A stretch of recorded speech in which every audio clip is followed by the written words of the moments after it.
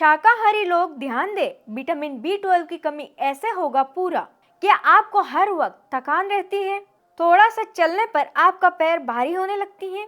क्या हाथ पैरों में झंझनाहट, सूनपन और जलन होती है? क्या कंसंट्रेशन की प्रॉब्लम आ रही है? बार बार चक्कर आ रहा है या सर में दर्द हो रहा है? और अगर आप शाकाहारी है तो संभव है प्रॉब्लम का रूट कुछ और ही है। नमस्कार दोस्तों, मैं डॉक्टर सरहाना चौधरी। हैरानी की बात यह है कि बहुत लोगों को पता ही नहीं होता कि उनका विटामिन B12 की कमी हो रहा है बॉडी में, क्योंकि इनका सिम्टम्स अचानक से नहीं आता। ये चुपचाप शरीर को अंदर से कमजोर कर रहा होता है। सबसे पहले समझते हैं विटामिन B12 क्या काम करता है। विटामिन B12 जरूरी है खून बनाने के लिए, ब्रेन और नर्व को स्ट्रॉन्ग रखने के लिए, एनर्जी प्रोडक्शन के लिए, मेमोरी और फोकस के लिए। जब विटामिन B12 की कमी होता है तो बॉडी थकने लगती है, मेमोरी शार्प नहीं रहती और नर्व धीरे धीरे वीक होने लगती है।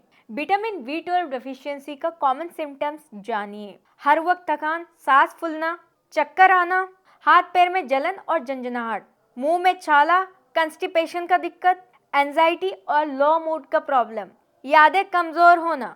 अगर इनमें से 2 से 3 सिम्टम्स भी आपको है तो अलर्ट होने का वक्त आ चुका है दोस्तों। अब सबसे बड़ा सवाल, शाकाहारी लोगों में विटामिन B12 का कमी क्यों होता है?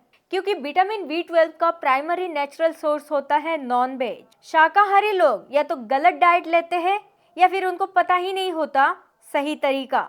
अच्छी बात यह है दोस्तों, अगर आप शाकाहारी हैं तो भी विटामिन B12 को नेचुरली मेंटेन किया जा सकता है।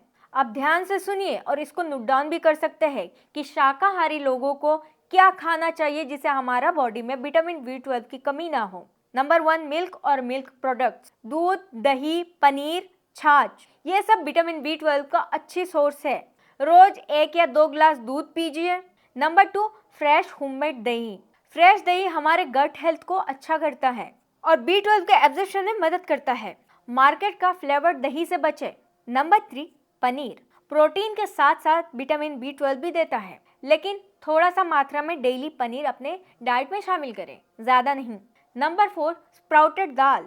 मूंग, चना और मसूर को स्प्राउट करके रोज थोड़ी मात्रा में लेना बॉडी के एब्जॉर्प्शन सिस्टम को बेटर करती है।